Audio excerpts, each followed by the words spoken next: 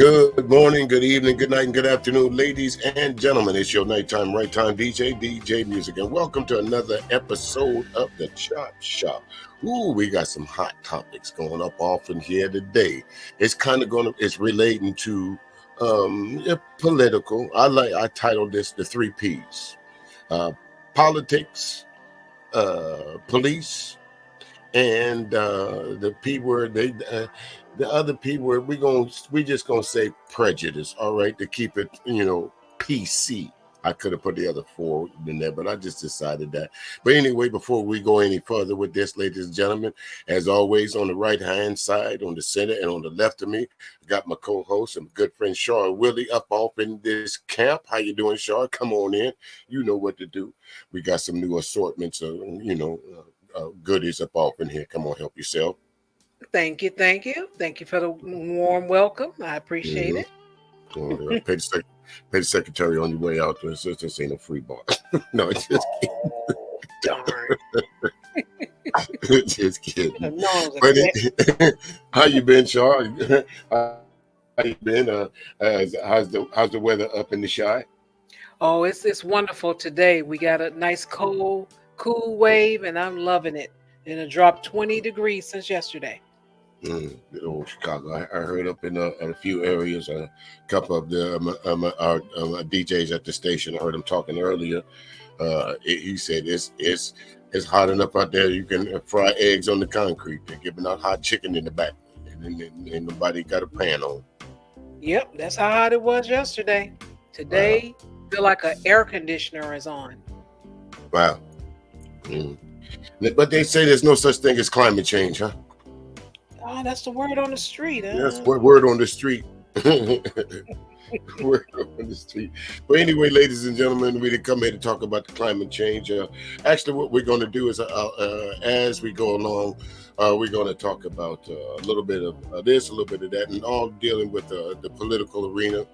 One thing that's near and dear that you hear nowadays, that the black folks is going over the drones, especially black men, voting for about to vote for Trump.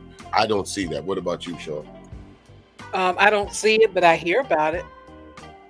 Yeah, like I said, behind the scenes, the only place that really lived that reality lives in some of these folks is mine, because that is absolutely not true, folks. That Trump is trying to pander to the black vote, especially for you folks in Milwaukee, up there in Wisconsin, and Michigan, and all those areas up there. Before we get into tonight's show, I want you to remember something. One of the places, black folks, that Donald Trump said that cheated him out of the election was Michigan. He went to a black church in Michigan. I guess they forgot about that. We're going to cover that and a few more things here. But anyway, let's get to it first. There's a lady that's on the internet. I guess she's applying for maybe a job at Fox News, or one of these hosts that are gonna kiss up to Trump a little bit later, or maybe a cabinet post or something. But she was brazen enough to get on whatever platform she was on and say that black people, not black men, black women, black people in general, are not the sharpest knives in the drawer. What you think about that, Shaw? I hope she gave an explanation, because that's pretty blatant, Well, we gonna see the explanation she gave. So, without further ado, folks, we're gonna give a quick little disclaimer, and then we're gonna carry on from there. All right. So, without further ado, let's get the show.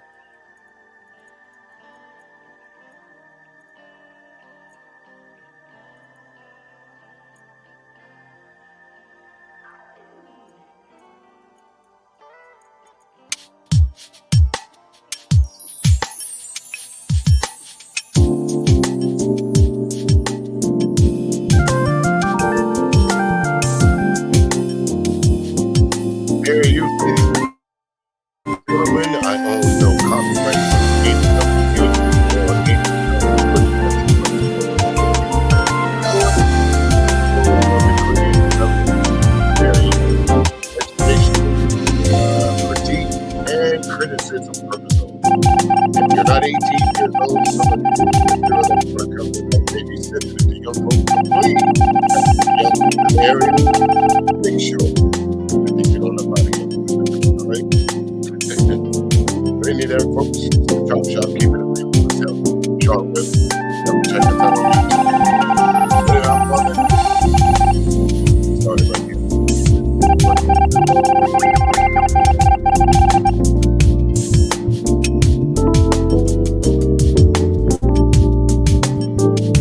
Make sure you like, share, and subscribe, ladies and gentlemen. If you can't have a comment, please don't feel free to leave me a comment. If you do, listen, leave me a nasty friend. Trumper Sophia Hutchins implies black people are not bright. You just look at this. Just because you're black, you're not a DEI hire, or you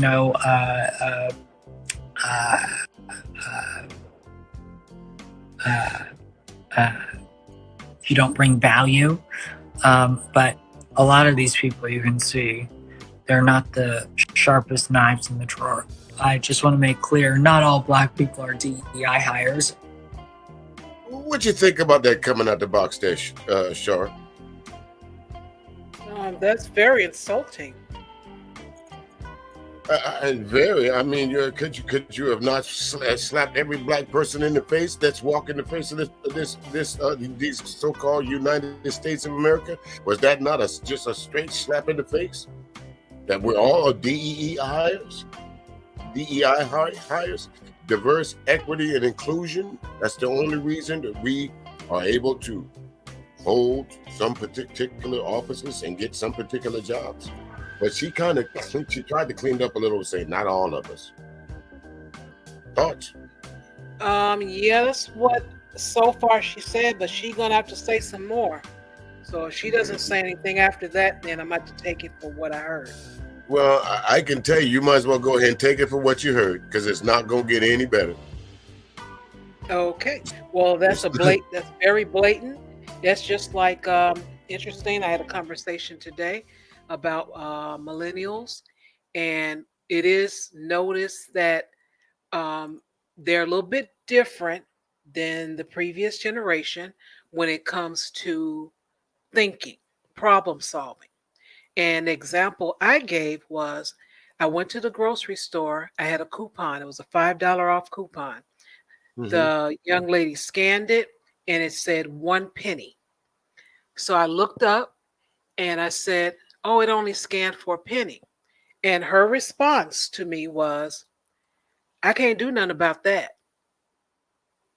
And I blinked a couple of times to see if there's anything that was going to be offered, and she didn't offer anything. That was her final statement. So I asked her, could you call someone else to get some help?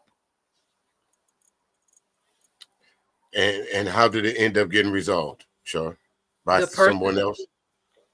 Yes, the person that had bagged my stuff up, which happened to be younger, or maybe even the same age, in her 20s.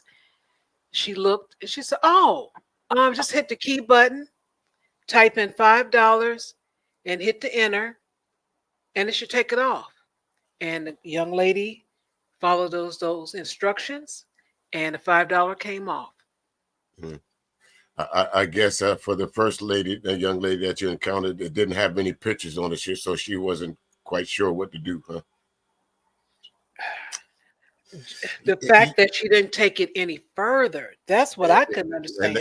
Right, the buck stops there. There's nothing else I can do. You're absolutely right. Let me see if I can help you further. Hold on just a second, ma'am. Let me go and see if I can find somebody to solve this problem for you. It's just flat out. There's nothing else I can do. What was you supposed to do? Walk away? Just pay $20 instead of $15, I guess.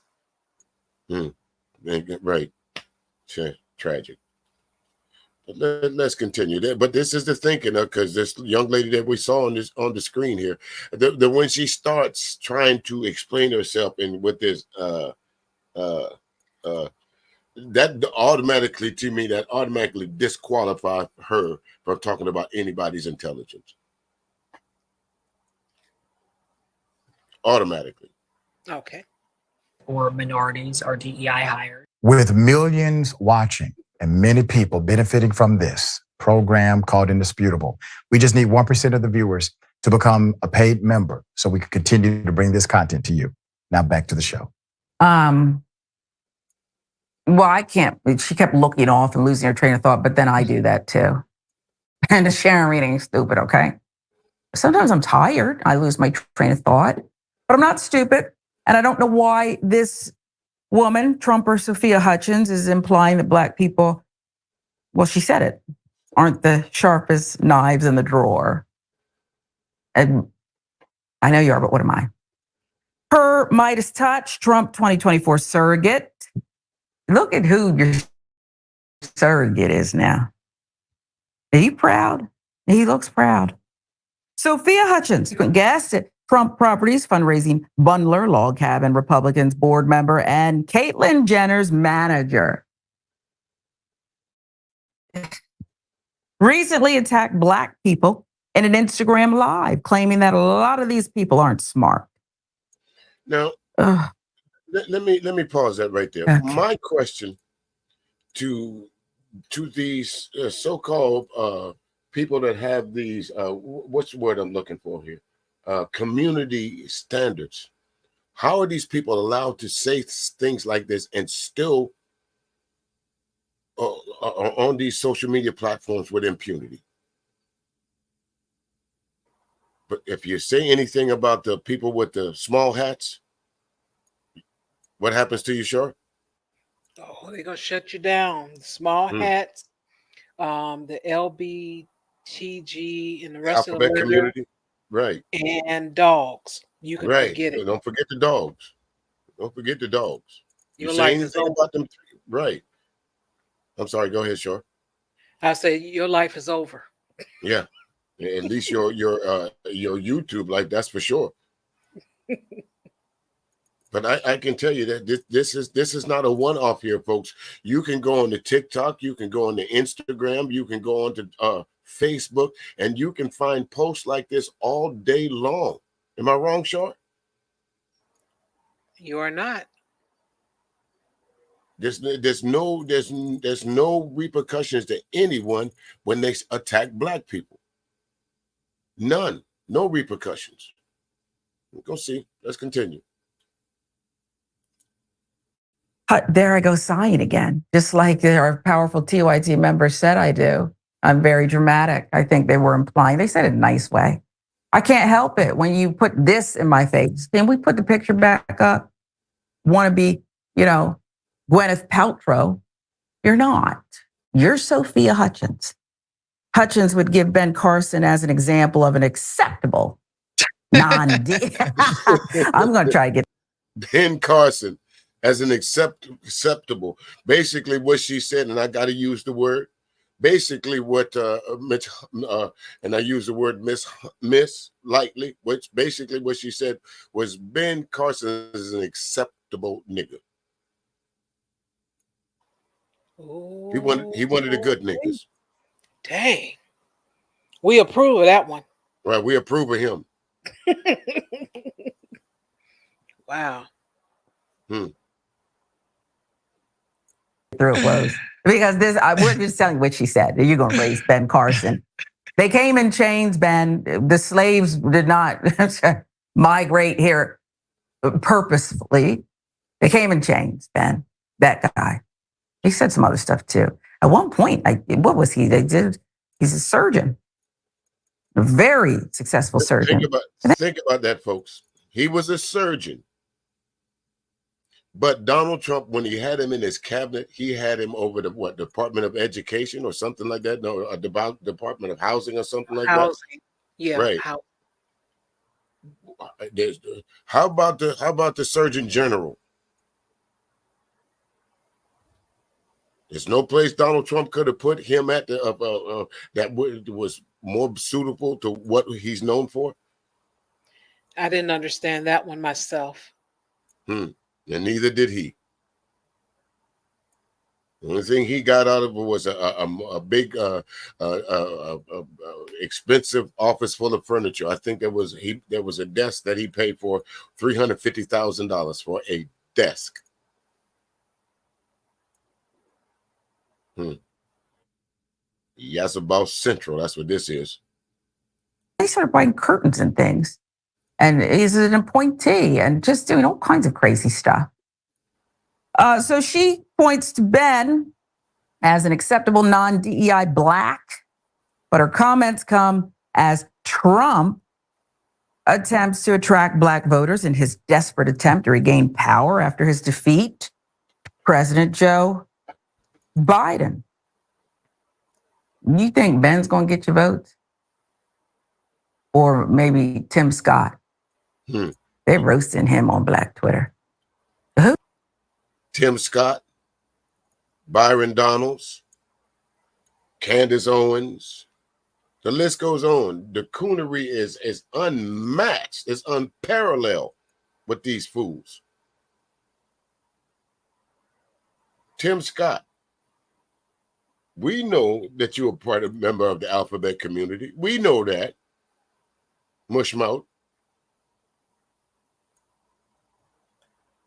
You know, shout out to the TYT network, folks. You can check. Actually, the name of this show that we're reviewing is called Indisputable. And if you have not checked it out, if you're not subscribed to Indisputable, you're missing out, folks. What do you think about Indisputable, Short? It's a very excellent show. It is. Dr. Richie holds no punches, does he? He doesn't. He wish a Karen would. Wish a Karen would. She said, I don't want to assume what you know, nor will I opine. That fucks him up right there.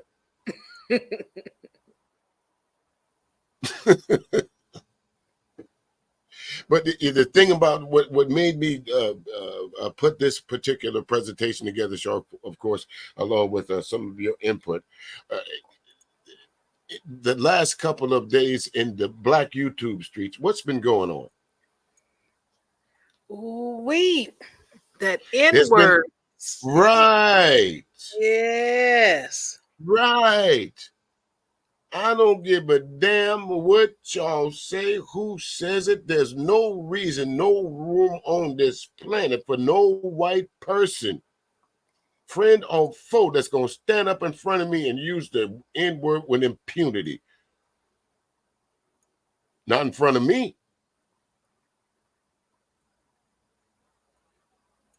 Well, what about you, Sean? With the exception of, on YouTube, long as you got TNA, Yeah. If you have a palm color and you got a nice rack and TNA, as they say, you saying the right, you saying it nice, but I ain't nice like boss. I'll say, as long as you got tits and ass, you can come up on any of these YouTube loose nigga panels, because I can say it now, because that's what we're talking about, and use the word. See, I don't use it as a term of endearment like y'all folks think that these white folks come up on these panels. And this is a prime example of what I'm talking about. Here it is now. Here we see one white chick using the N-word with impunity. We about to see another white chick that using the N-word with impunity. We about to see Donald Trump try to use black folks to garner power. But in the opening salvo, you just heard this lady say that we're not the sharpest knives in the drawer. Why would you be surfing after dumb folks? Wow. Why would you go out your way to talk about dumb people? You do that, Short? No. Me either. There was a guy on Fat Albert's gang. Is it Mushmouth? Yeah, I'm not calling him this. I'm telling you, there's a picture. Google it. And they for have a those of you, side by side of Tim Scott. Let me put this in pause. For some of you who don't know who Mushmouth is, you need to go look up Fat Albert and the Cosby Kid. This is how Mushmouth talks. And if you were, if you were a kid back in that time frame, if somebody called you Mushmouth, they were not giving you a compliment. Hey, man, how about we go to the jump yard? That's how Mushmouth talk. Tim Scott, that's what folks are referring you to. Mushmouth.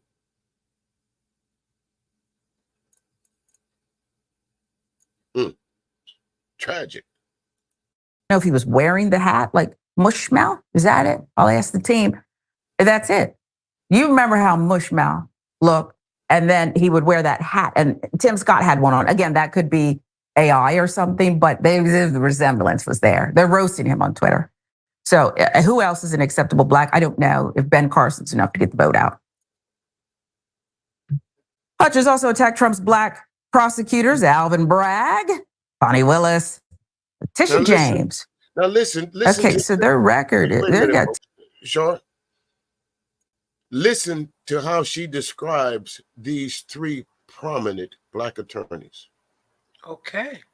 Listen very carefully to what she says. Now, if this were three white folks across that screen, and if a black man or a black person sat up and talked about these three white folks like this woman's about to talk about these three black folks, all hell would break loose. Where's the outcry, black YouTube? Where's it at? Y'all worried about who's sleeping with who over there when they're attacking our great leaders. Say what you want to. 2 out of 3. He got, his pockets are lighter, and he's convicted felon. He's going to be sentenced soon. But she called these three DEI, despite all three of them being qualified elected officials. Hutchins called Bragg a, quote, fat slob DEI product of Harvard. Let's stop at that. A Trump surrogate having the nerve to call had not seen Trump. What, you have not seen Trump in the last couple of hours?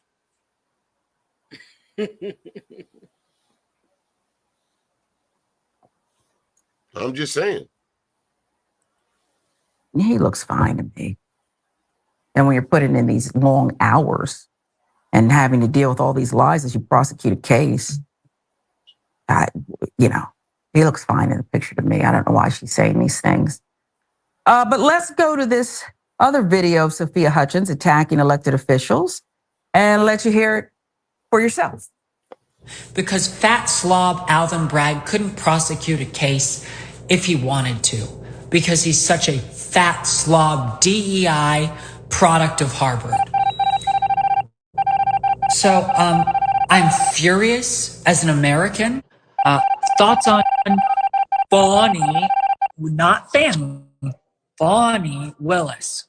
Again, another DEI elected Democrat prosecutor. So my thoughts on Bonnie are no different than my thoughts on Alvin Bragg. DEI elected individuals that got into school, like Letitia James, similar as well. She's an AG, not a DA. Well, let me pause that just. Let me pause that just for a minute. She's also, she keeps mentioning Harvard.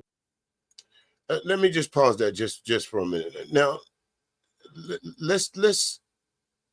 I don't know. Maybe she hasn't listened to Lauren Boebert or Matt Gaetz or what's the other guy? Marjorie Taylor Greene, but they're not going to win no spelling bee contest. That's a guarantee. Sure, your thoughts? Yeah, have you heard any of these so-called elected officials? Now, if you want to talk about somebody that could possibly be DEI hires, those three would fit the criteria because they damn sure don't know what they're doing. Marjorie, yes. I'm not sure about the other two offhand, but I'm just still trying to figure out what the insult is. I always try to figure out what you are speaking of. And she's animated. She's describing these people saying insults. So what is your point, lady?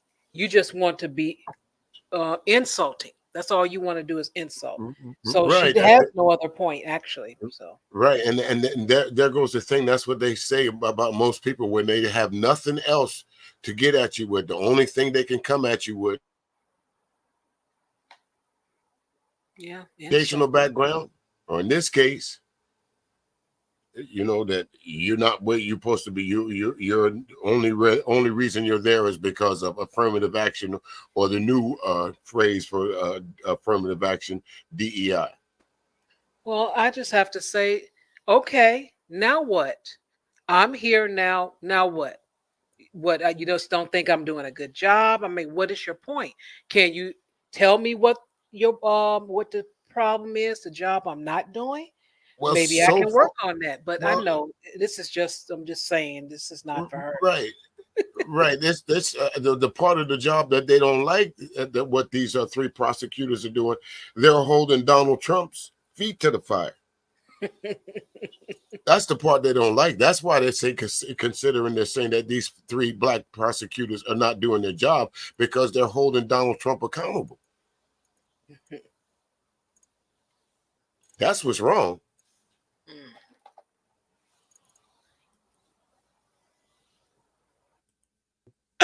And I think, we got to get into that at some point because Harvard, I don't know if they're known as the best and brightest. You have, on the one hand, Barack Obama, but you also have Josh Hawley and Ted Cruz. Mm. I don't know if they're turning out other people who are calorie challenged or not. That's her words. Maybe she needs a sandwich.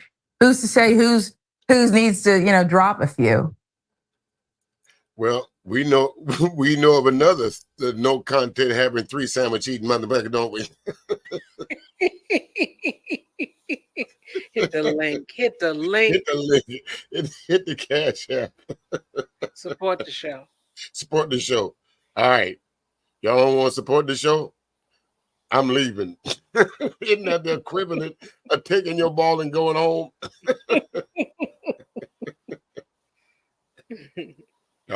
Y'all don't pick me on the team. I'm leaving. Racists, of course, Midas touch notes, have adopted DEI as pretty much a slur these days, often employing it against Black people they dislike. Trump hasn't confronted the racist attacks from Charlie Kirk involving DEI or his attacks on MLK and anti-segregation legislation, but continues to speak at his events. Trump continues to surround himself with those comfortable. I want all you blacks for Trump, Negroes for Trump. I want you to go look up who Charlie Kirk is and understand that Trump is in bed with this guy. Okay? I want you to go look up who Nick Fuentes is and tell me if Trump really still has you as a black man or black woman, if he really has your best interest at heart. Come on, man. Don't do it to yourself. Publicly attacking Black people. Where do we start with this? Who is she, Woes, I asked rhetorically, to decide who's smart, who's a DE?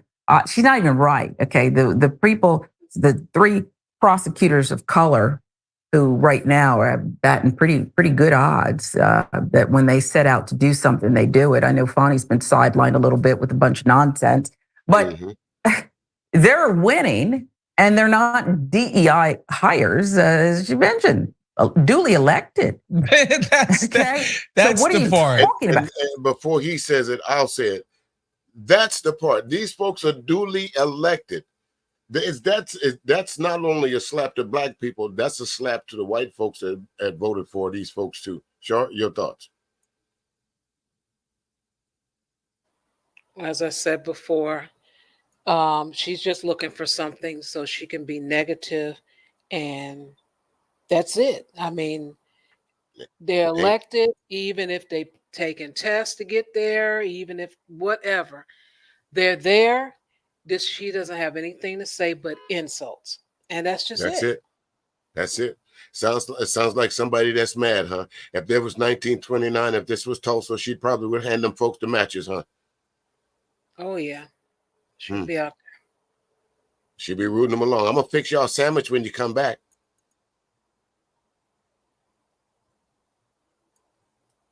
Who's the dumb one? That's the part. How can you be DEI if a constituency went out and voted for you. That's the opposite of DEI. That's the opposite of being chosen for your race or gender or religion or whatever. Like literally, they went out and earned the votes and the trust of the voters, and they're going out and doing what they believe is what their constituencies put them up on their perch to. All right, there, ladies and gentlemen, and our next clip is going to be coming up here.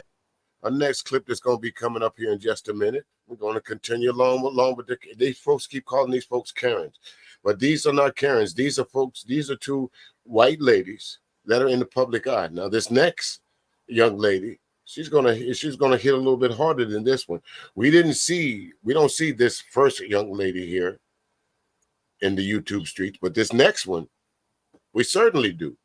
Hanging out with Sotomayor. They discussed it on Bracey's channel. They discussed it on all kinds of black YouTube channels. Y'all gonna see in just a minute. Having to deal with the, dare I say, the N-word.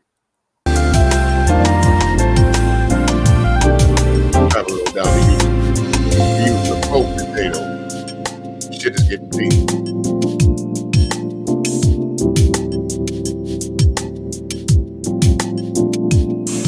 Everybody I know who's married right now, they're married to broke ass, and they don't care. We don't give a. Now, sure. I know we talked about this on my live stream a couple of days ago, but if you and say 6 other black women was on the panel, and this lady came up on the panel and started using that word, what would happen to her?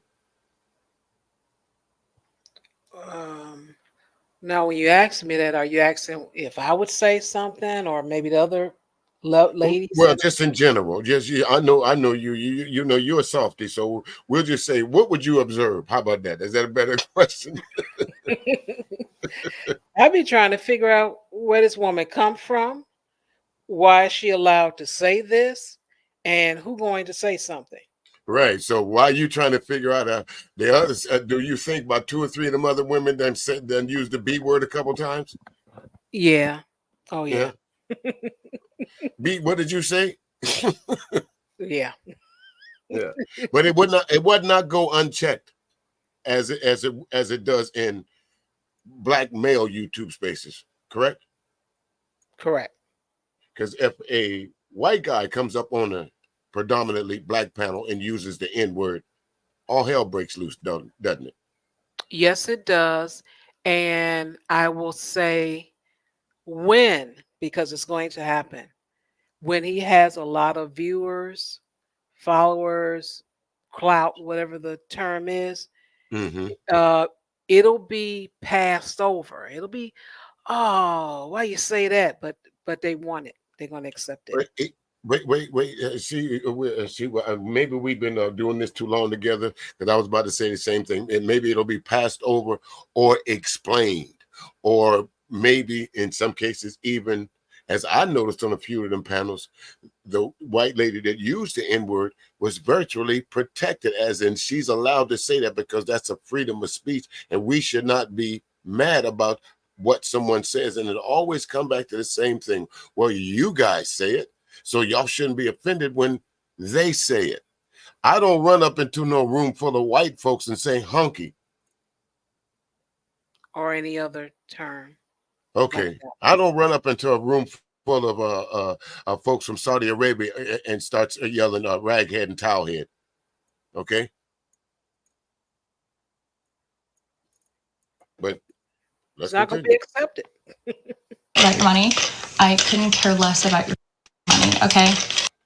With millions watching and many people benefiting from this program called Indisputable, we just need 1% of the viewers to become a paid member so we can continue to bring this content to you. Now back to the show. I think we got it. Karen Tradwife TikToker uses a slur, gets instant karma. I didn't even know what it meant. Wolves had to. No, sure. Like Dr. Richie said, I don't want to take for granted that you know what a trad wife is. Did you ever heard that term before? Yes, I heard of it before. And so a trad wife doesn't seem like something that would be too popular in the YouTube streets, the YouTube streets that we travel on, huh? Not yet. The word will get out and they'll start using it.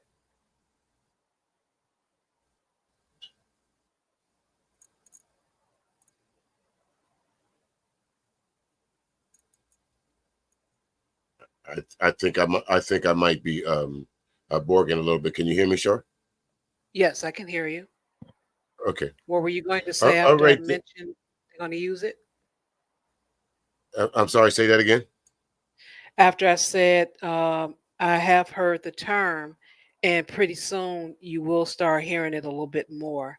Yeah, I think so because this young lady right here, I think she's going to.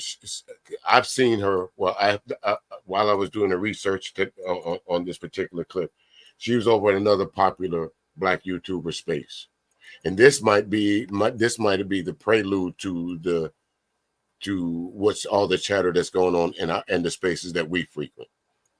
I think this is the young lady that they're talking about.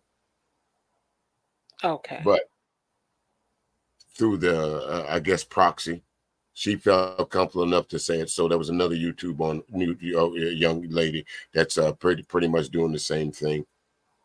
Some folks like to call them shock jocks. No, I don't call them that at all. But let's continue. Tell me in the break, Jordan, our extraordinary showrunner here. So you saw the video. This Karen TikToker Lily Gaddis says the N-word during the video. We need more, though, of an explanation. Tizzy N, TikToker, of course, he posted what would happen next. You're going to enjoy it. So myself and others made videos about Lily Gaddis and what she does online and what I perceive as rage baiting. And I thought she really doesn't care, except for the fact that she had deleted her LinkedIn, which told me that she probably didn't want the company that she was working for knowing what she was doing. And then last night on Twitter, she made this post. Oh no, I just got fired. #mob. Honestly, I read this and I was like, until I see your company state something. But then the company put out a statement. They talked about how they were very upset when they saw what she was saying, how that does not align with what they believe and what they represent. They talked about how she didn't have access to any clients, which I'm sure is important to them. I got to pause and read that comment. She just made sure. First she said, y'all, matter of fact, you go ahead and say it. Oh, I just was thinking, last year we had a Pearl, and right. Now we got a Lily. So I'm like, who's next? We're going to get a Rose? Who's next? Who's next? Rose? You know what Rose did on the Titanic, though, right? Yeah.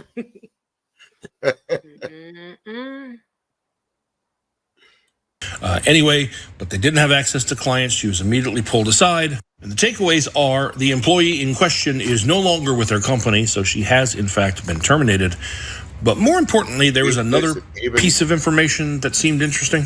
And that was the statement, we are owned and operated by an African-American female and an immigrant-owned business.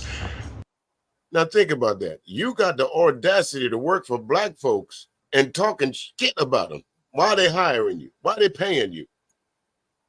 Yeah. The audacity. Yeah. And the thing about it, you heard earlier in the clip where she tried to block out her LinkedIn. Listen, once you get in the crawl of someone in YouTube that you done crossed, they're going to find you. Oh, yeah. They'll find you.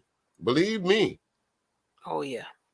Believe me, as for as long as I've been managed to, do what I do behind the scenes, so to speak, I guarantee if I got up under the crawl for somebody, they'll find me. Mm-hmm. And in that video, not only does she say that word, she also says disparaging things against immigrants, specifically women, saying that they're the ones who are gold diggers. But I see the people who are like, oh, that's too much. It's too much to happen to her over one single word. It is not one single word. It is a pattern of behavior. For example, this happened last night, just in response to one person. And there's a lot of this kind of stuff on her profile. Now, just in case she applies it. Now, this is the point, Shar, that I was trying to make, and I think that Big J was trying to make, and a few others was trying to make, maybe PhD or a few of the others that was over the Sharon Bracey's channel. It's not just the word. It's like the and I hate to use this metaphor because it sounds kind of soft, but it's like the petals of a flower. When it opens up, it goes in all directions. Okay. It goes in all directions. North, south, east, and right, to the four winds. So imagine all the posts that agreed with what she was saying. All the posts that just frequently and freely think it's okay to use the N-word, not in a positive light, because none of these comments are positive. Yeah, and she didn't even stand on the disrespect when you start hiding stuff. Exactly.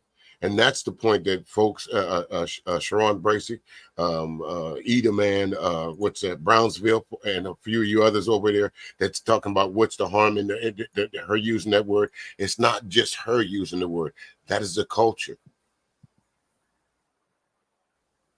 Yeah, you open it up. You speak like that. Right. Exactly. You open it up for everyone else to say.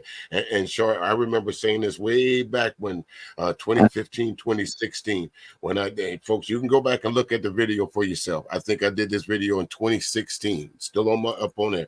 One of the comments was so you blaming Donald Trump for the rise in racism. And was I wrong in 2016? Wow. Look at what's going on now. Was I wrong? No. Just open the door. That's right. That's what I think. And I think I said what made him have the comment was I said, racism is normally dormant. It's like the brown grass outside during the wintertime. We think it's dead, but all it needs is some water, a little warm air, and some sunlight, and it's lush and green. And that's exactly what's going on right now. Other companies that maybe don't realize and think this was a one-off incident. In the aftermath of that, rather than learning any kind of lesson, stuff like this was done. That was her tweet, and then this account, Animals, Indeed, We All Have Your Back. And she says, hell yeah. Who is that was retweeting her? Aryan HQ, as in this white supremacy propaganda pushing accounts on Twitter that supports the Aryan race. You asked, what was the harm in that? That's the harm. Now you understand? Now you understand? Yeah, look at history. Look at history. You let somebody in. Oh, here we go. Folks being unalived, things being infiltrated and destroyed. It's just the history of it. Listen, my next upload, I ran into something while I was doing the research on this one. It shows the level of disrespect of white men that's been convicted of killing black folks. And this is one that I'll do by myself because I don't want to be restrained. Okay. You know what I mean? Okay. But in a case when this is the point that you're not getting, Sharon, and anyone else on those panels, Sotomayor, Angry Man, and I'm saying this for those of you that want to be black, whether you're Beano Nation, that is what you call a plant.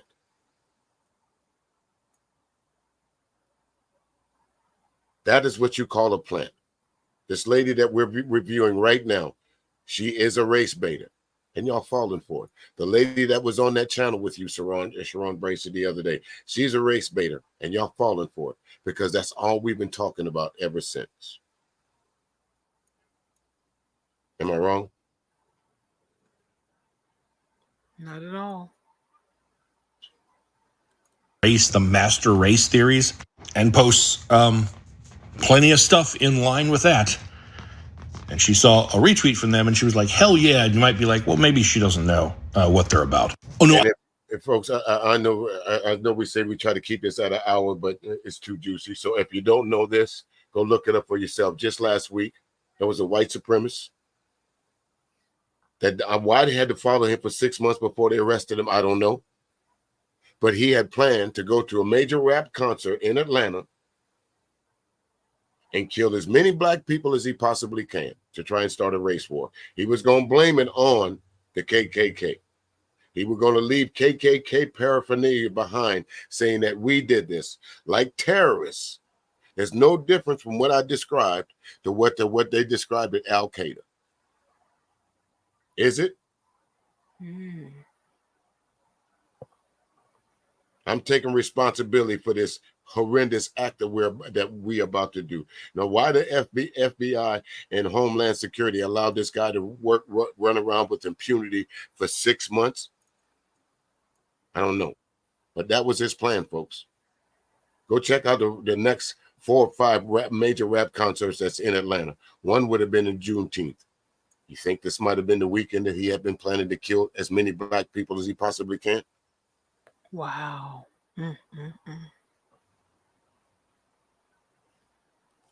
I'm fairly certain that she does because she follows them.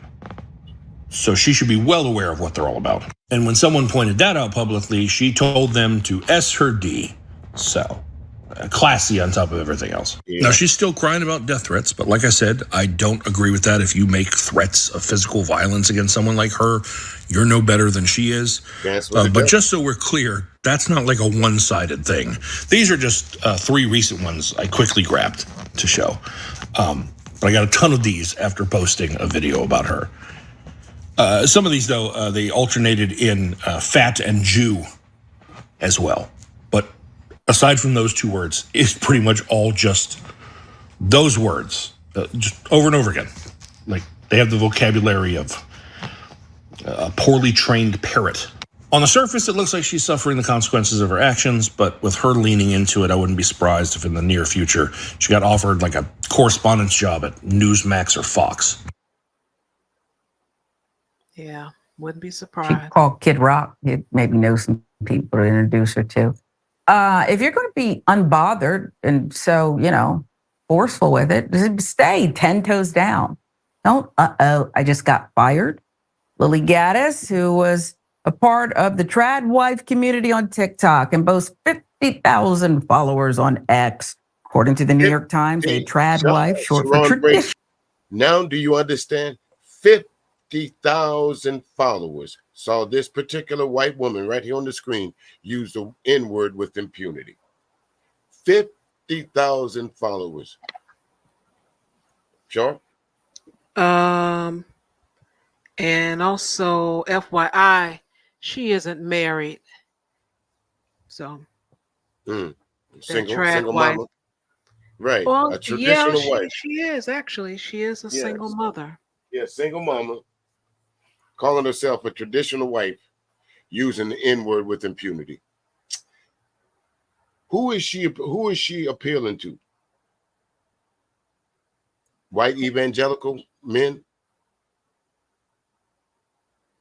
I'm just saying, folks.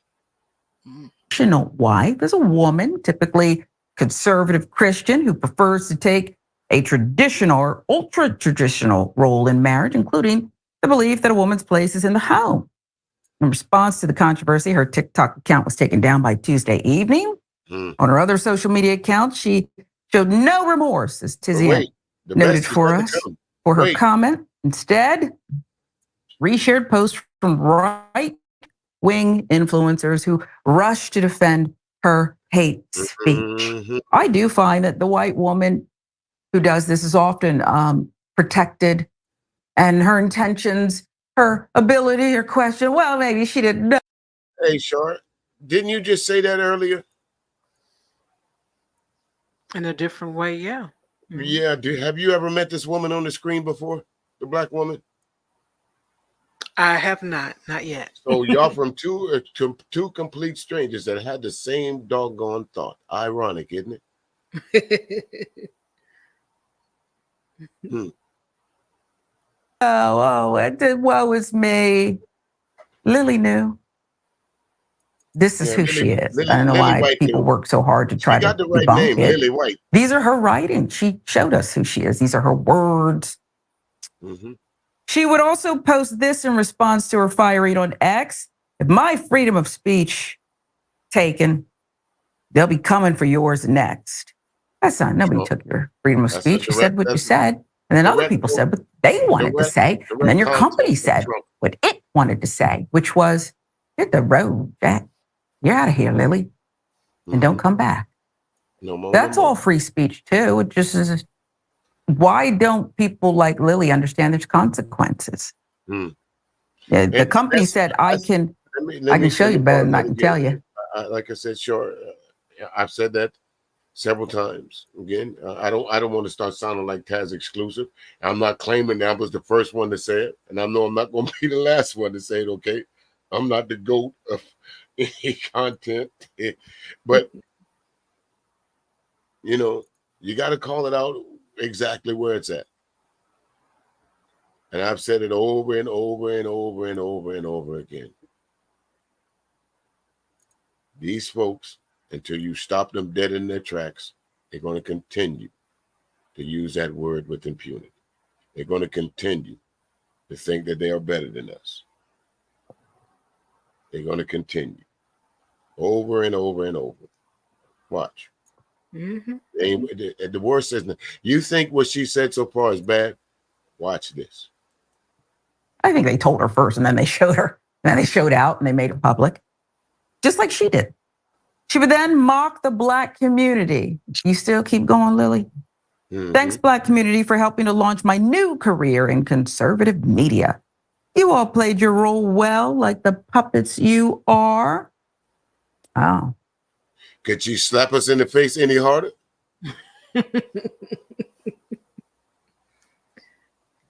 When folks tell you who they are, believe them. Now, this particular podcaster right here, content creator right here, Tommy Sotomayor, has sat down with her. I haven't heard. I don't know if there's some streams out there that called him out on it, but I've seen him with her. I've seen him conversating with her. So you mean, Mr. Sotomayor, this is okay by you? Mm-hmm. Sharon Bracey, this is okay by you? Solution-based group, this is okay?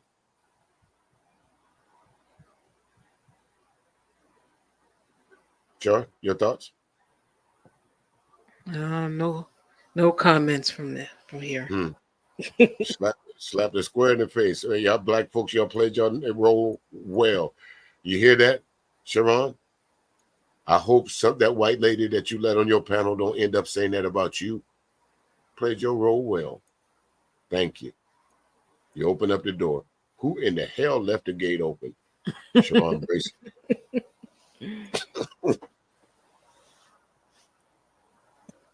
She's trolling us. Okay. Then she would laugh at a racist reply a user would post in response. We was puppets. Okay. Y'all got to get a hobby or something. I've been encouraging people to do their own version of diss tracks. You don't get to be as good as Kendrick and Drake and go back and forth and put it all in line. If you're too busy, why are you worried about Lily and supporting her and tweeting back to her? Hone your craft. And you know who she's talking to, right? Sure. She's talking to Black men. She's saying, y'all go out there, y'all Black men, y'all go out there and make you some diss tracks. Instead of supporting this white chick right here, go out there and make you some diss tracks. Well, good luck with that one. Right. They'll be on the panel near you. All right, Sharp, from what I understand, you have a budding rap career coming up here pretty soon too, huh? Oh, yeah. Yeah. Calling a puppet. You just trad wife. I mean, you're the one who's saying this is all about.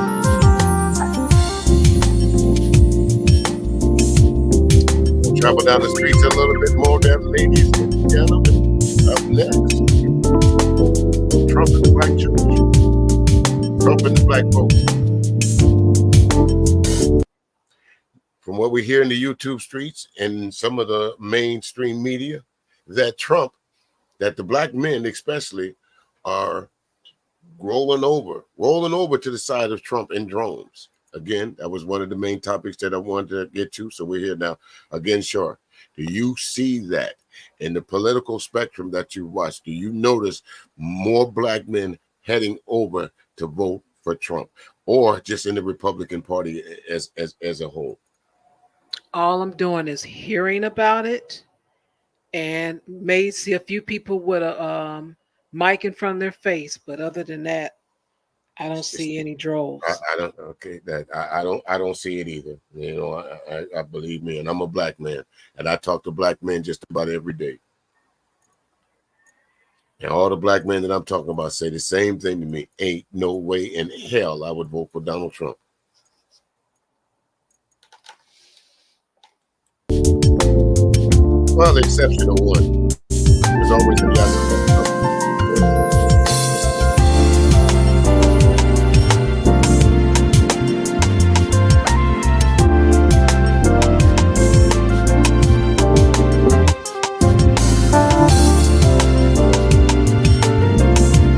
President Donald Trump made a fresh pitch to black voters in the battleground state of Michigan over the weekend.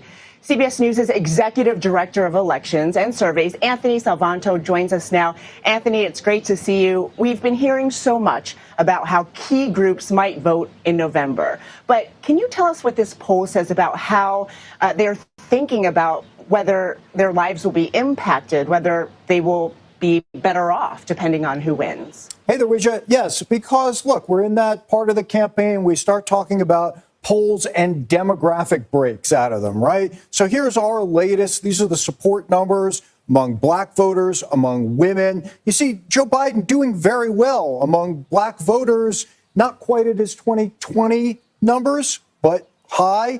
Among women, again, not quite at his 2020 numbers, but still a majority. We wanted then to put a little context around this and ask, well, do people think in these terms about whether or not they'd be better off? Let me show you this.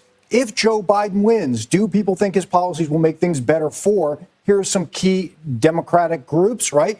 And by and large, if you're voting for Joe Biden, yeah, maybe this isn't a big surprise. You, by and large, think that things will be better for young people as opposed to the same, certainly not worse in your mind, right? For black voters, they think things will be better, a majority. But take a look at this if you're voting for Donald Trump. If you're for Trump, you think things are going to be better for just about every group that we listed, and by very sizable numbers. Better for young people, better for Hispanic voters, better for black voters, etc. This is important, Weege, because I want to go back to the Biden numbers here. I think I'm going to keep an eye on these, especially things like, will things be better as opposed to just the same for some of those key groups like young people? Let's see if those better numbers can go up a little higher, too, because that's what people are going to see as a transactional thing for their vote. Do things get better for them like that, Ouija?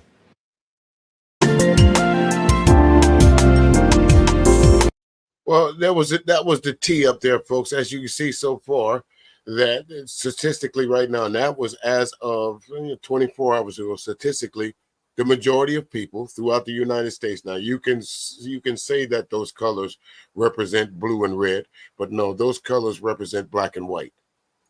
And I don't mean the colors. I mean the groups. Sure, your thoughts? I'm a little confused at those numbers. Who do they poll? Who they asking? Right. Say that again. Who did they poll?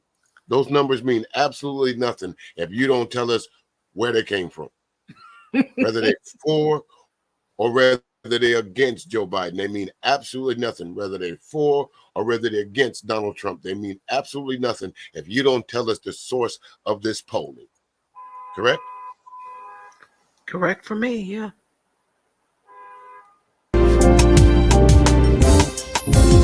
Coming on to our next topic. Now, this is the part where Mr. Trump decides to go to Michigan to a black church. But we begin tonight with manufacturing consent, a concept introduced by Edward S. Herman and Noam Chomsky in their 1988 book on the political economy of the mass media. Here's a clip from the 1992 documentary of the same name. But when the state loses the bludgeon, when you can't control people by force, and when the voice of the people can be heard, you have this problem. It may make people so curious and so arrogant that they don't have the humility to submit to a civil rule, and therefore you have to control what people think.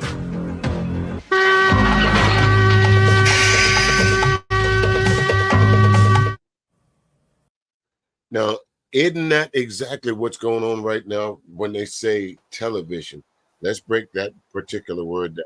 Television. The folks that are producing these programs, that are sending these programs to your TV, they're telling you what they want you to watch. And as a reporter, as simply it's my job, sure. It's your job, sure. It's Joy Reid's job. It's anybody's job that's the public is going to take a look at what you say and to be as factual and as actual as you possibly can. That does not happen in mainstream media. How do I know that? We just saw a prime example of it. They gave us a poll. They showed us something, but they didn't tell us where the poll was coming from. Correct. In short, it is the job of the media, our job, to not just tell you what happened, but to give you some context around what happened in a way that informs you and helps you make decisions in your busy life. But too often, what the media actually does is create a mass consensus around the preferences of the financial and moneyed elite to subtly make their preferences your preferences. Your preferences. This is especially true in selling wars and sometimes elections. In the November. And how did we go into the Gulf War? Weapons of mass destruction. You got the Bushes got everybody riled up. The Cheneys got everybody riled up. Patriotism was at an all-time high. They didn't have to pull out the selective service. Folks volunteered in drones. Misinformation is what got everybody into that war. Mm-hmm. And who was the biggest perpetrator of that misinformation? ABC, NBC, CBS. Why do I say that? Because Fox News wasn't a major player then.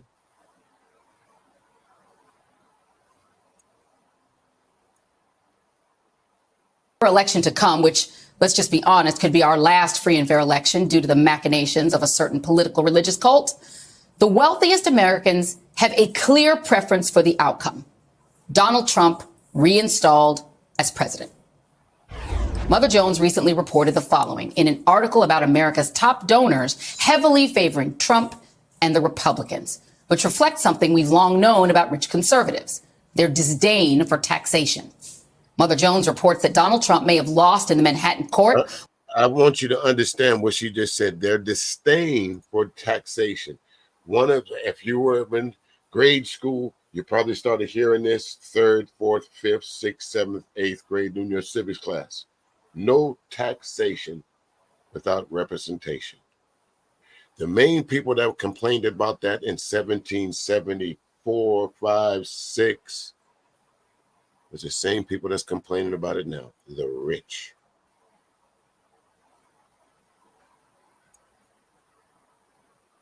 Thoughts, Shar? That's the only way to keep more of the dollar, less taxes. And that's what a lot are doing.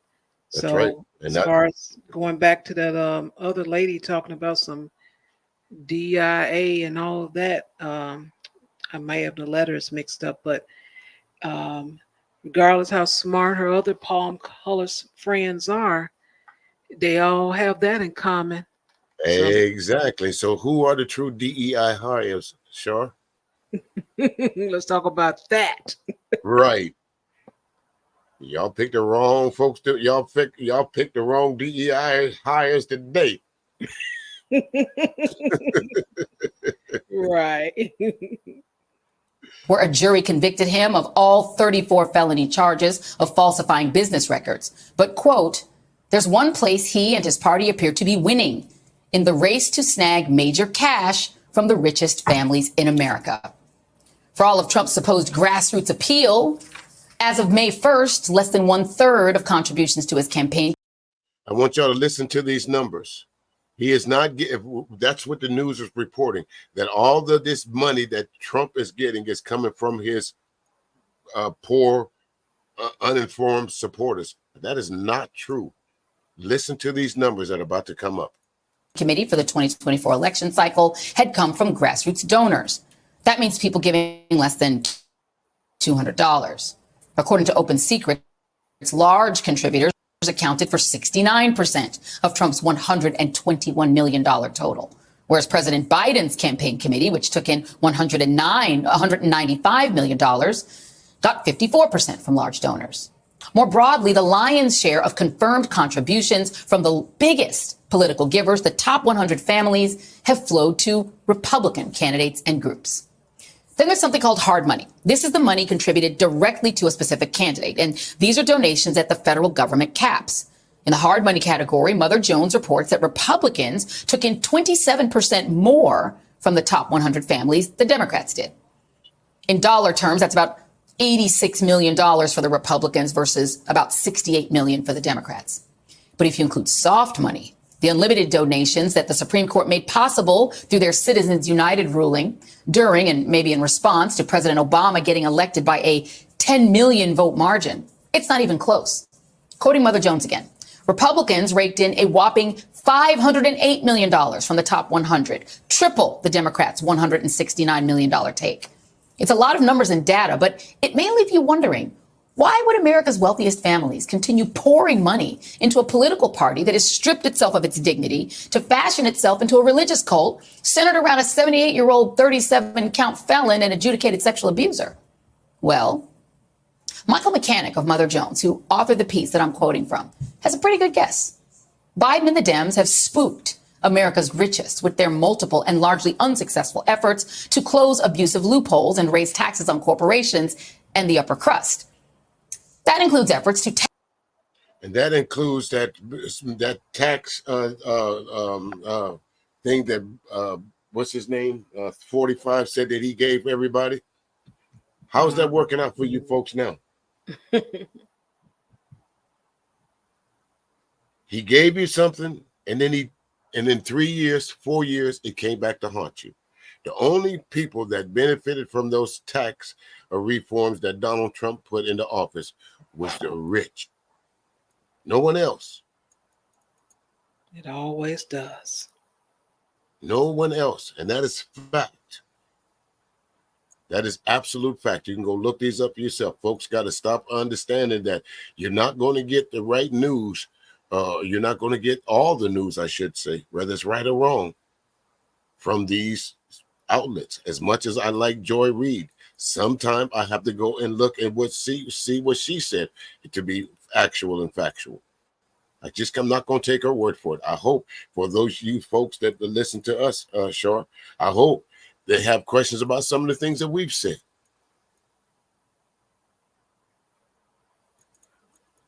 Let's continue. Tax the unrealized gains of the mega rich. The paper profits on appreciated investments that are currently only taxed when the assets are sold. In the meantime, Trump and the Republicans are fighting to extend their unpopular and ultimately disappointing 2017 tax cut, a move the Congressional Budget Office calculates will cost the U.S. government $3.5 trillion with a T over 10 years. Trillion. So what does that have to do with manufacturing consent? Well, it probably wouldn't go over too well if you, gentle viewer, understood that setting Trump up as an autocrat is merely the price that the super rich are willing to make you pay just to stuff more tax cut cash into their already deep pockets. Much better to make you believe that the people who really want Trump back in charge are closer to home. Which brings me to Father's Day. Happy Father's Day to all the great dads out there. Now, if you're a practicing Christian, a lot of you saints may have spent at least part of yesterday in church celebrating your dads and, of course, the Heavenly Father.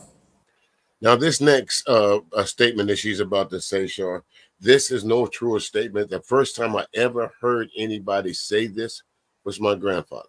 Rest his soul. My grandfather said this to me when I was probably at best 10, 11, 12 years old. And he was absolutely right. Listen to this next comment. And in America, that tends to be a, shall we say, highly segregated experience. No one seems to know who originated the quote, but it's been repeated by everyone from James Baldwin, who said he was quoting Malcolm X, to Dr. King, that the most segregated hour in American life is 11 a.m. on a Sunday. It's just a factual legacy of this nation. And if you don't believe it, go check it out.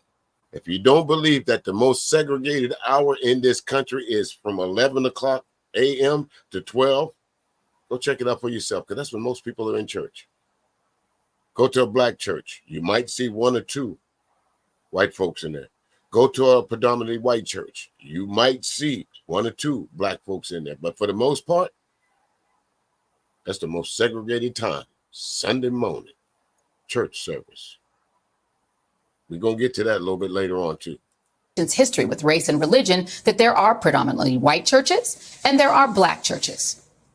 But what do you think of when you think of a black church? Probably something like this.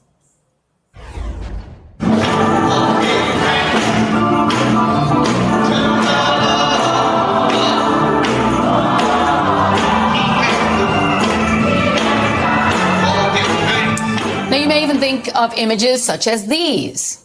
But what you probably don't think of is this.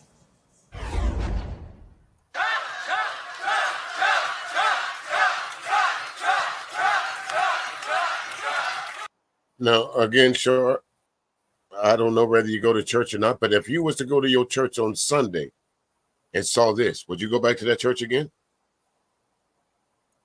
No, I don't think I'd be interested.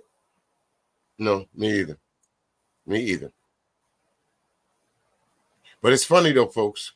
As you notice, you see the picture here. You're gonna hear this. I know I'm kind of getting ahead of myself here, but I want you to notice the folks that are in front there. Looks like you're in an authentic black church right now. Maybe one or two white folks in there, huh? Plus the cameraman, Trump, and a few other, maybe his Secret Service folks or whatever. But for the most part, you only see one or two white folks sprinkled in there, right? Mm-hmm. But you hear all that Trump, all that cheering going on, right? But wait, there's more. What a nice welcome. Thank you. That is the reaction to Donald Trump at what nearly every major media outlet reported was his visit to a black church in Detroit, Michigan, one of the 10 blackest cities in One of the 10 blackest cities in America. On every major news network in the past couple of days, folks, Donald Trump, this has been the talk of the town. That he went to a black church, and like it was going to be hard to find a black church in Michigan.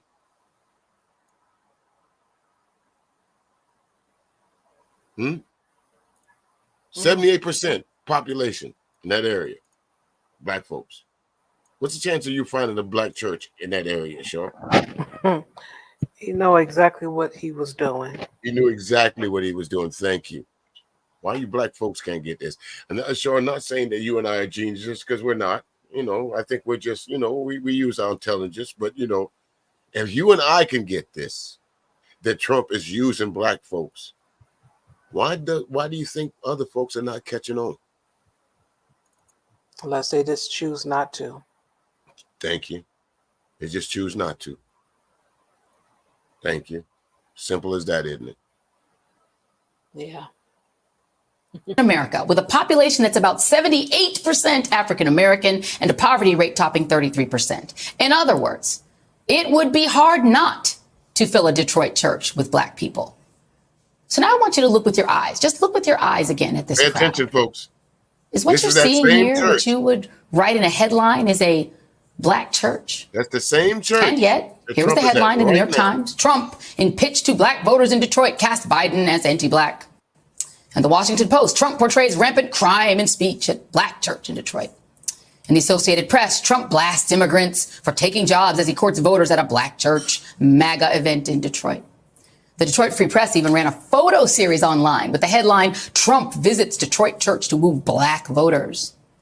But what they somehow forgot to show was how overwhelmingly white that crowd was. And also how many empty seats there were in that sanctuary.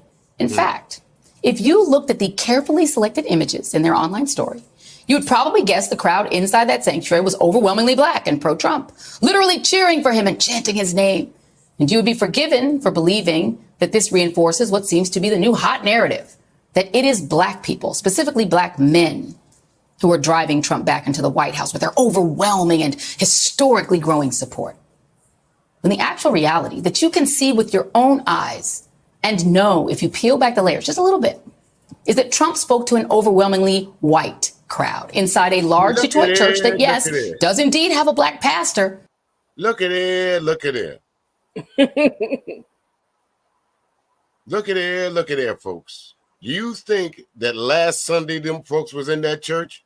No. Where they come? Where they come from? Not last Sunday. I mean, not last Sunday. The Sunday before last. These folks was in that church? No. Absolutely not.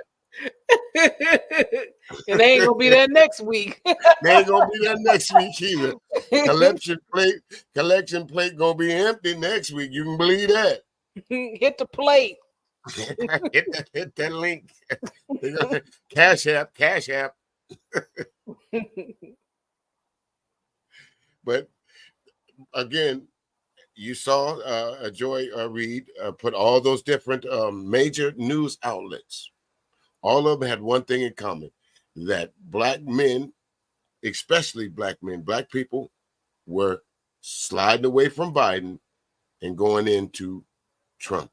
But do this crowd here look black to y'all? But which merely served as a venue. And that the people who participated in the roundtable, like those in the audience at that church, were already Trump supporters, not some new historic black supporters of Trump. Trump was in Detroit to participate in something called the People's Convention, a weekend-long gathering arranged by Turning Point Action, a conservative grassroots group founded by activist Charlie Kirk. It would have... Black folks, go find who Charlie Kirk is. This guy was in your church. This guy is who that the mainstream media is saying that we as black men are going to vote for. Now go find who Charlie Kirk is. If you believe in this the old adage that you all folks that always say it all the time, birds of a feather flock together, try and separating these two.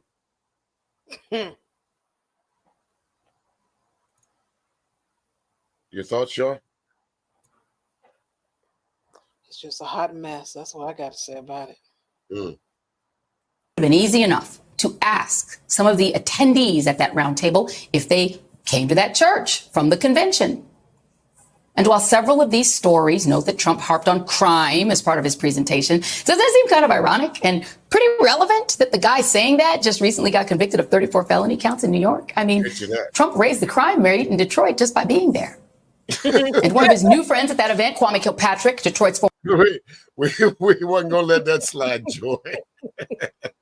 Steve said Trump raised the crime rate by being there. Why? Because Trump is convicted, folks.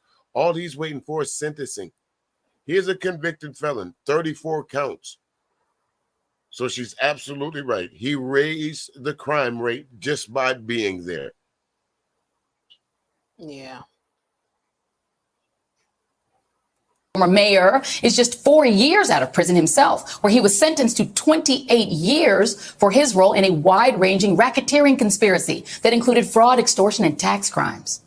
Kilpatrick extorted city vendors, rigged bids, and took kickbacks and bribes. He used funds from nonprofit civic organizations to line his pockets and those of his family, steering millions of dollars to himself.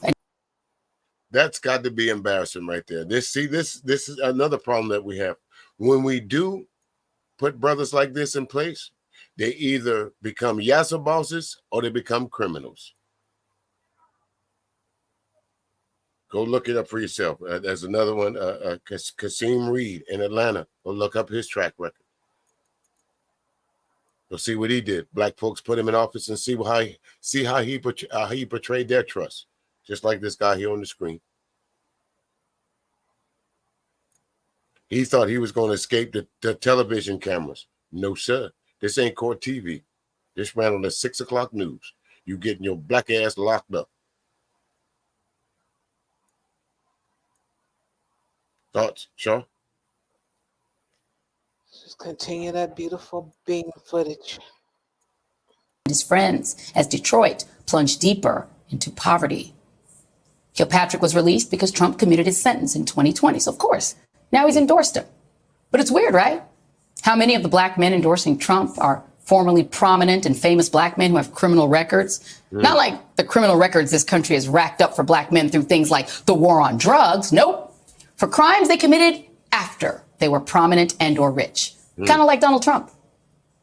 Also on hand as part of Trump's Blacks for Trump coalition, Black Republican Congressman John James, who represents an overwhelmingly white, affluent district in Macomb and Sterling Heights, Michigan, meaning not that district, whose congresswoman is Rashida Tlaib. Also, Detroit native and former Trump HUD Secretary Dr. Ben Carson, who hasn't lived in Detroit since he was a child, and more recently has lived in mansions in places like Virginia and Florida. The ever-present Trump apologist Byron Donalds, whose majority white district is also in Florida, and a claque of local Detroit rappers who, apologies, I confess, I've never heard of. The church where Trump held this town hall is called 180 Church. The pastor, Lorenzo Sewell, is a Detroit native who grew up in an abusive home, with his father going to prison when he was a teenager. His experience with the criminal justice system did not happen when he was already rich and famous. He became a drug dealer and gang member as a troubled kid, the way it tragically happens for so many Americans in communities with high rates of poverty. But he had a conversion experience his senior year in high school in 1999, according to his church bio, and later became a pastor. Here he is, claiming Biden and Obama never visited the hood. President Trump, I'm so humbled that you would be here. President Obama never came to the hood, so to speak, right? President. Sound familiar? Ciao. Come on, Sean. This is ridiculous. That is absolutely ridiculous. President Obama, the first black president, quotation marks, never visited one of the most blackest cities in America. Come on, man. Wow. Now, where's the president reside right about now? Sure. Man, Martha Vineyard or somewhere now. I don't know. Okay, but when he doesn't he have like a summer home or something in Chicago? How far is Chicago from Detroit, Michigan? Oh yeah, he does have a home here. He sure does. It's not very far. It's not like it's a hell of a drive, huh? It's not that far. Right. Okay.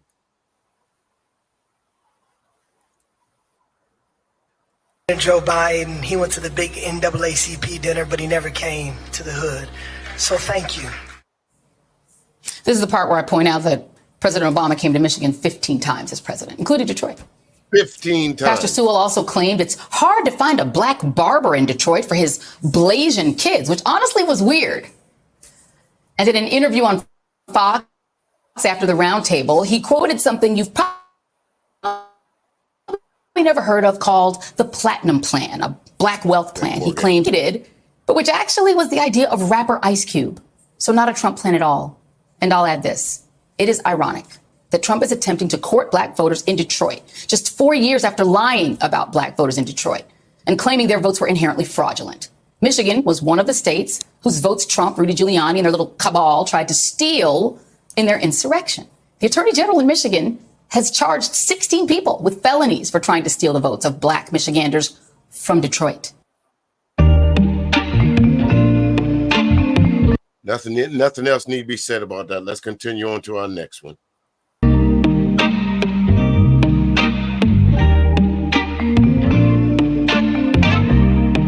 Folks, these next two here, I can tell you if you have small folks in the room, that's why I try to wait for this as long as I possibly could. Sure, I didn't mean this to go past an hour, but yes, obviously we're 24 minutes past that. So let's just go ahead and get this out of the way. I don't want I don't want to start another stream with this, but all this ties back to what I was saying earlier, Sharon. You asked what the harm could be in a white person coming up on the panel using the N-word. In this case, the harm of a white woman coming up on the panel using the N-word. I'm going to show you the harm.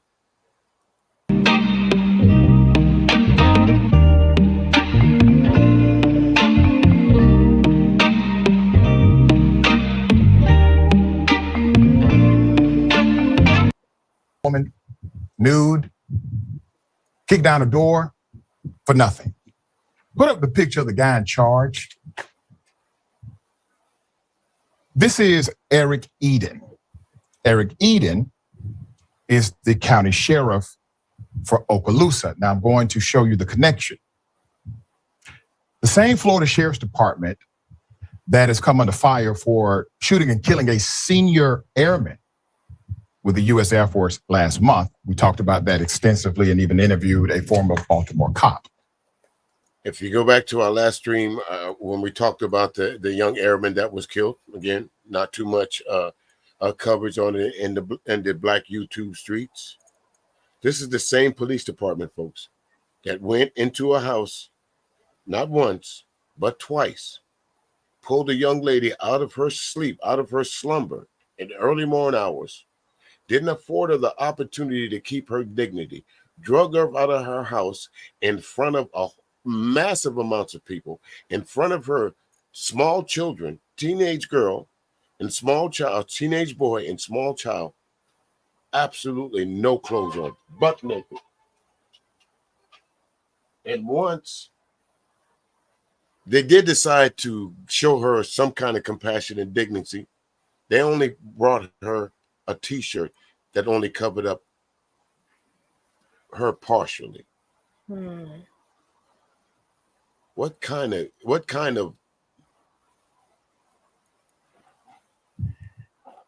for killing this airman with the U.S. Air Force last month, that same department has now been sued for twice breaking into one home of the same black woman, forcing this woman outside with no clothes on. Well, then they handcuffed her, leaving her standing in front of her home in full view of her two children and everyone else. Let me ask you folks something. When you get handcuffed, where are your hands at? Behind your back.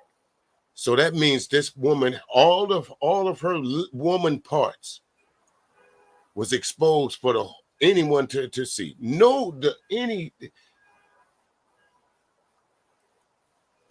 LaTanya Griffin was not even listed on the warrant served by Okaloosa County Sheriff's deputies when they used a battering ram to break into her home before dawn on two occasions.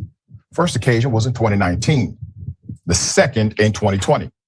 Twice. Rousing her out of her sleep, ordering her at gunpoint to walk out of her home in the nude. Sure, let me ask you, right? I'll stop that right at the nude. Don't this sound personal to you? Very personal, because if a person, and I say person, go outside with no clothes on, they're going to cover them up, make them go inside, they're going to do something. But they're going to bring this person outside with no clothes on. With no clothes on. Not once, twice. Handcuffed her. And then had the audacity,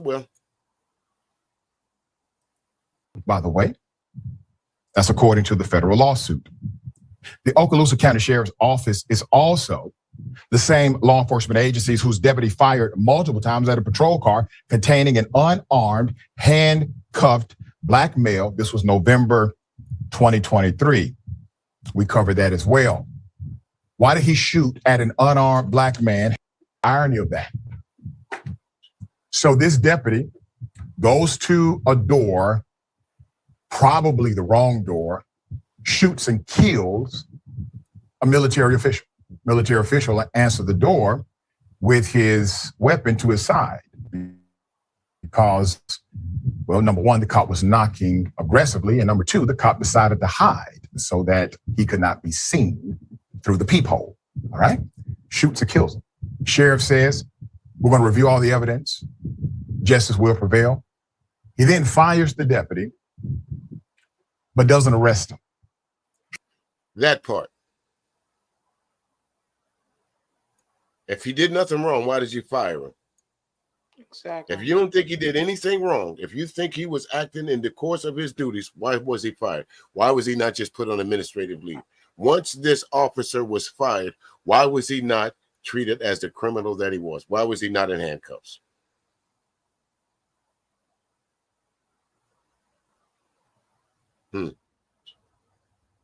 That part. Let's continue.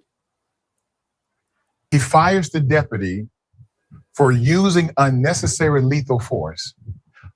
A human being is dead that was in service to the nation in an elite military group, and that cop still does not get arrested.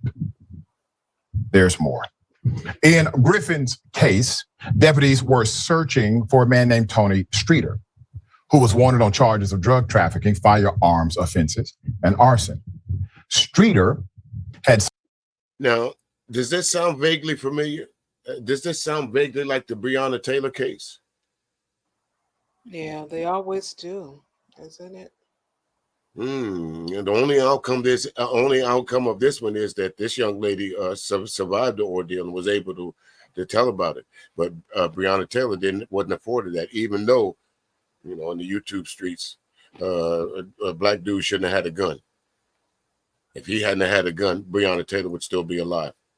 Beg to differ. Here it is. The police would come to this woman's house 2-3 o'clock in the morning, not once, but twice, drag her outside the door, butt bone naked to the world.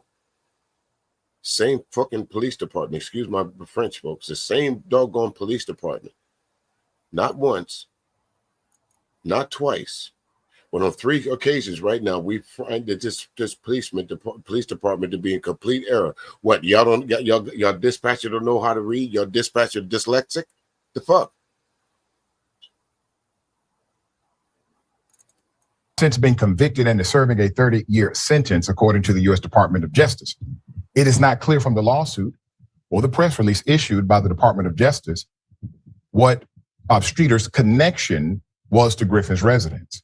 The only charges she ever faced from the 2 raids were misdemeanors stemming from the second incident. Now, the guy that it was looking for is just in the same Breonna Taylor case, was in jail already.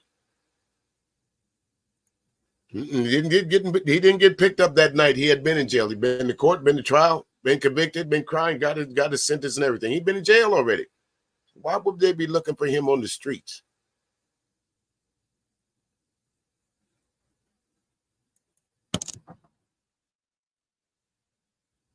Possession of marijuana, all right? But those charges have now been completely dismissed. Online court records show the only other brushes with law enforcement Griffin has had in the past was over traffic tickets and an eviction violation, which were civil matters primarily. So Griffin's lawsuit names the county sheriff, Eric Aiden, and a now retired deputy named Grady Carpenter, who one investigator oversaw both of those raids. Spokesperson for the sheriff's office stated that the sheriff was not the sheriff during those incidents and therefore unable to comment. Sean, did you hear that? Unable to comment? Right, no, I wasn't. Listen. I didn't have this job at that time, right there. So that ain't my business. I'm unable to comment. Wait, Dr. Richie's about to slice that in half right about there. Wait a minute. I want you to hear that. You heard that comment that he just made, right? Right. That's really interesting. What if CEOs took that position in corporate America? Well, you know, I wasn't the CEO when that person was hired. So if they've done something that's completely corrupt and illegal, there's nothing I can do about that. It's not my fault. What you like me to do about it? Right. There's more. The attorney representing... It ain't my fault. It's like that person that you had to encounter. What you want me to do about it? It ain't my fault. Right. Coupon came up 1 cent instead of $5. Ain't my fault. Damn coupon back. And your coupon is faulty. You printed that coupon? Ha ha. Griffin told the local news that he is being sued in his official capacity. So it says, quote, to know an individual is unclothed or totally naked, not once, but twice. And then you just kind of bring them out of their dwelling into a public area of people to have access to their appearance. It's just unspeakable. You know why you don't hear about this a whole lot? We do report on it when it does happen, but it doesn't happen often because typically officers will actually allow someone to grab something before effecting an arrest. Isn't that what you said before at the beginning of this clip there, Sean? Typically, the officers will allow you to grab something. I don't want you to go outside. I know you might be a criminal, but not unless you're a man, they might let you grab some shorts or whatever. But if they brought you up out your bed butt naked, they're not going to take you down to the jailhouse butt bone naked. They don't allow you to grab a shirt or shorts or something like that. They even going, if you got house shoes, they even going to allow you to put your house shoes on. That's why I say this is personal. Yeah. Somebody knew this woman personally. This is personal. I'm going to embarrass her as much as I possibly can. This is personal. Drag her on out the house. Let everybody see. Let everybody see the coochie I ain't getting no more. Might be it. These officers decided not to follow that simple courtesy, not once, but twice. To the same person, same address, same style of race. Right. What's the think about it? The similarities is the same person, not once, not twice. Okay, the first time they drug me out my house butt naked, but you do it again? Again? Ain't no damn coincidence. Sure isn't.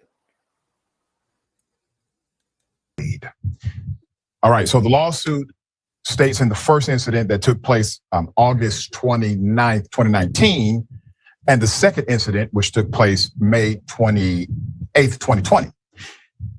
Deputies used battering rams in both incidents. That was during COVID. You mean to tell me they wanted it that bad? May 20th, that wasn't that during COVID?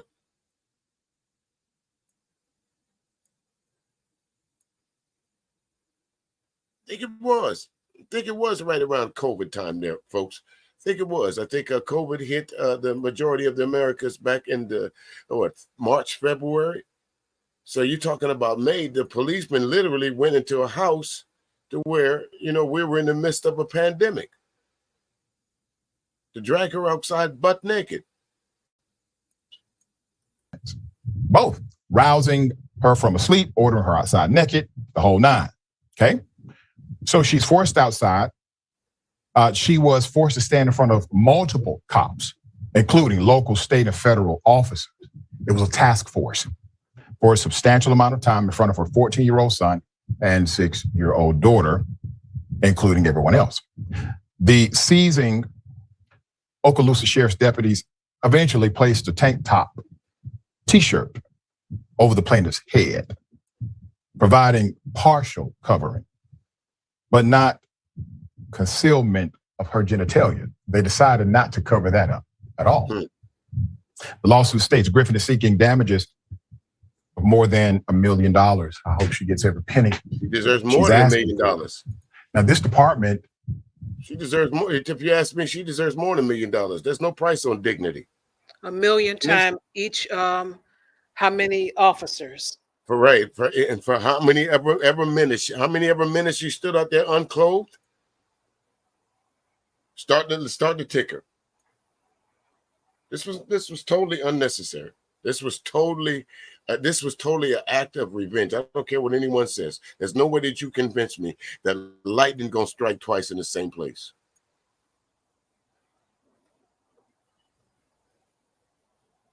Why don't lightning strike in the same place, folks? Because it destroys everything that it hits the first time.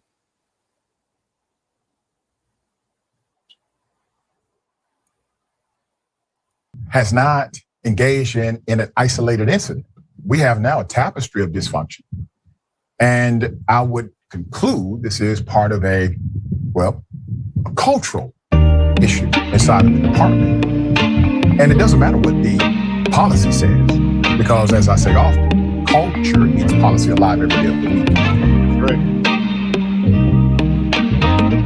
All right, folks, this final clip right here. This is going to be a pretty hard one.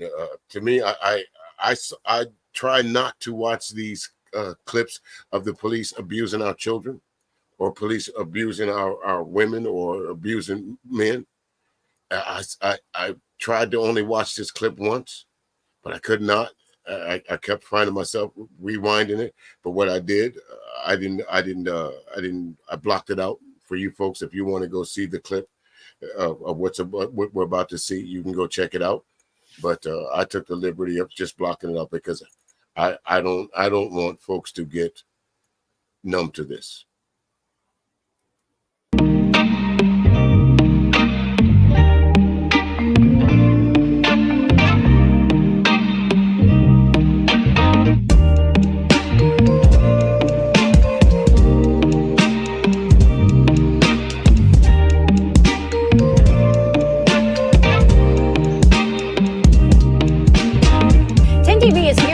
Columbus police chief just 24 hours after reporting that 2 officers were fired this week. 2 officers fired for separate violations of internal policy. Today, the Division of Police released body camera footage of both incidents. Right now, you're seeing video from the body camera of former officer Donovan Beaver. He's accused of out-of-policy use of force against a minor. Thank you for joining us for 10 TV News at 4. I'm Yolanda Harris. And I'm Angela Ann. This is a story we first broke on 10 TV News at 6 last night. And now 10 TV's Lacey Crisp spoke with the police chief about both of these cases. She joins us now with the story that she uncovered first. Lacey? Well, I initially asked Columbus Police about the firings on Tuesday. Today, Chief Elaine Bryant sat down with me and explained her decision to fire the 2 officers. She also walked me through the body-worn camera video of the incidents. Now, just a warning, this video can be considered jarring. Now, this is from February when Officer Donovan Beaver and his partner stopped 2 14-year-olds for standing in the roadway. Beaver gets one of the teens on the ground. As you can see in the BWC, he grabs the teen by the hair, searches him, then walks him to the cruiser. Chief Bryant says this was an inappropriate use of force, and she is disappointed in the officer's behavior and that it does not represent most of her officers. What were your thoughts when you initially saw that? She says this is not representative of most of her officers. How about, as the police chief, it does not represent any of our officers? Did she just not say, yeah, we got some rogue officers on there? Not all of them. Did you not just hear that, Sharp? Yes, that's what I heard. Okay. I thought I was going crazy, but let's just make sure. She didn't say, no, our department is clean. This is a one-off incident. She didn't say that at all. Video. Oh my God. She's black. Well.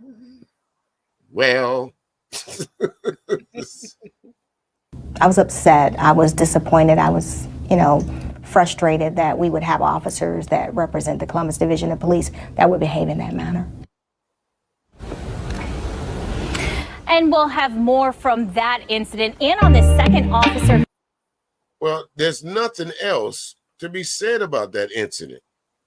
Again, folks, if you want to go and see that footage, you can go see it for yourself. But literally, he slammed this kid down. They chased the kids down for just standing in the street.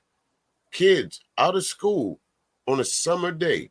The police decided that these young children, because that's what they are, minors, these children were up to no good. They spun their police car around. The kids saw the police coming after them. They hauled ass. The police chased them down. put the kid to the ground. When he was already on the ground, he got out of his patrol car, ran to where the kid was on the ground by another policeman, grabbed him by his dreadlocks, slammed the kid's face to the concrete, bloodied his nose. I'm sure loosened some of his teeth because was no grass. Drug him to the cop car, not in handcuffs, walking him with his arm. He drugged the kid. You can see the shadow. He drugged the kid to the police car by his hair. And all this police chief could say, what did she say? That he was fired. She's disappointed, and she's disappointed. The same what is it? Corporate answer that you get with every story. Same corporate answer. Say it again. For every corporate answer, for every time we see these policemen being caught doing something that they shouldn't have been doing, this is what they do. They put one of us in front of the problem to try and smooth it off. Sooner or later, the family gonna get paid. They're gonna make some money. It's gonna come out of taxpayer dollars. The family gonna get paid, and we never hear about it again. Yeah. That's what's gonna happen here too, folks. Mm-hmm. Guaranteed that's what's going to happen. This is a minor. This was not a grown man. This was not that. You can't use the narrative that the kid had a criminal record. You can't use the narrative that the kid was doing something wrong. Where you at, Black YouTube? Why is this not one of your hot topics? I've never seen anyone escorted to a car by their hair. That. By their hair, exactly. That shadow don't lie. And how do I know, folks? You know what time of day that was? That was probably between 11:30 and, well, I would say 11:30. No, let me back up. I'm trying to remember that shadow. Okay, the shadow it wasn't directly in front of them, was it, Char? It was off to the right a little bit? Yes. So it was already afternoon. It was after 12 noon. So I would say, according to that shadow, it was about 12:15, 12:20 when those policemen assaulted that kid. What does a kid do at that time of day that ain't got no school? Hang out. Hang out. I'm glad to be outside. The sun is shining. Exactly. Wasn't raining. Sun was shining. It's hot outside. We ain't stuffed up in no classroom nowhere. You think that kid, you think he gonna go back outside this summer? I know I wouldn't. No. He won't be inside of a venue or something after that experience. I guarantee it. Guarantee it. You think this kid gonna grow up to wanting to be a policeman? Oh no. or trusting the cops? No. Okay. So with that, ladies and gentlemen, it's about time for us to get out of here. Again, I've tried to keep this to an hour, but there was no way. This was too much to unpack. I could have gone an hour or two. It could have gone probably another hour and slowed down with the commentary. But I didn't want to hold you too long on this one. Well, you did run out of snacks. I am ready to go. Yeah, I ran out of snacks. Yeah. Okay, I didn't. I only had an hour's worth of snacks. My bad. Cracker's been gone. Right, my bad. I was wondering why I don't hear you crunching over there no more. But that, ladies and gentlemen, I'm gonna go to the store and restock for next week. Until then, y'all be good. I like my man says over one of the channels that I watch. I gotta always give credit where credit's due. Watch your 3, your 6, and your 9. And like I always say hello to someone. Might change the way they're thinking. Might change the way they're living. Check out the Classic R&B Jams Radio, folks. The link will be down in the description. Always some great music. Check me out on Sunday nights and Tuesday nights. I'm live. Other than that, Char, anything you want to say to good people, some folks you want to shout out before we get on up out of here? I just want to say be safe and see you next time. All right, folks. Y'all be safe, and we'll see you next time here on The Chop Shop. You never know what we going to chop up. Y'all be good.